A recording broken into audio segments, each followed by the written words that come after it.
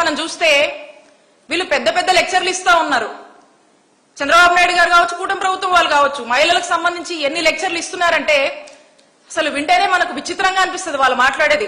చంద్రబాబు నాయుడు గారి మాటలు కోటలు దాటుతాయి కానీ చేతలు మాత్రం గడప కూడా దాటవు. ఎందుకనంటే మనం చూస్తా ఉన్నాము, ఏదేదో మాట్లాడుతూ ఉన్నారు. ఏం మాట్లాడారు? చంద్రబాబు నాయుడు గారు ఇచ్చిన స్టేట్మెంట్ ఏంటి?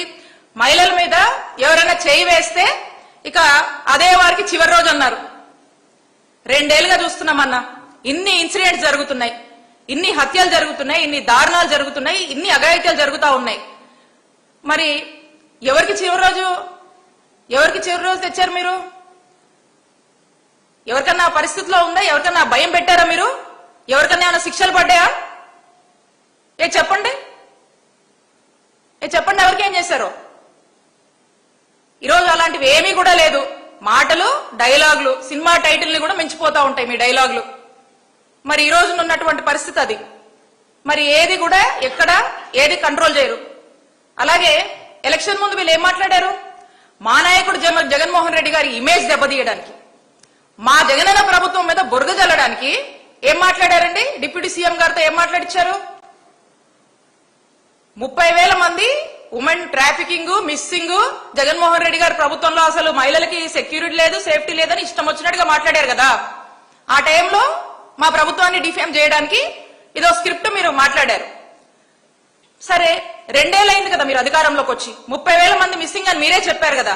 ఈ 2 ఏళ్లలో ఈ 30,000 మందిలో ఎంతమందిని మీరు ట్రేస్ చేశారు? ఎంతమందిని మీరు ఫైండ్ అవుట్ చేశారు?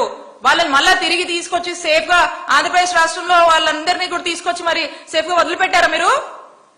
చెప్పండి, వాళ్ళు ఎక్కడున్నారు? మరి మిమ్మల్ని మీ ఈ 2 ఏళ్లుగా మరి ఎక్కడ కూడా దీన్ని ప్రస్తావించట్లేదే మీరు?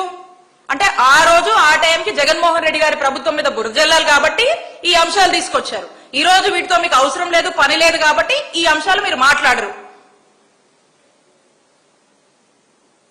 చంద్రబాబు నాయుడు గారు కూడా దీనికి సమాధానం చెప్పరు.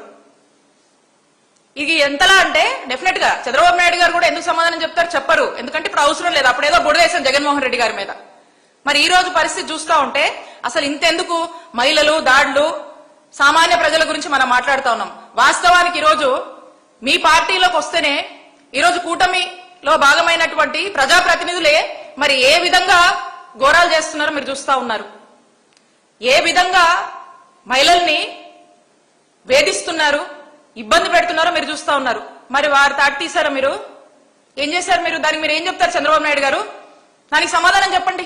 ఇక్కడ దాకా ఎందుకు? మహిళల దాకా ఎందుకు? మీ పార్టీ వాళ్ళ మీద మీరు ఏం యాక్షన్ తీసుకున్నారు చెప్పండి.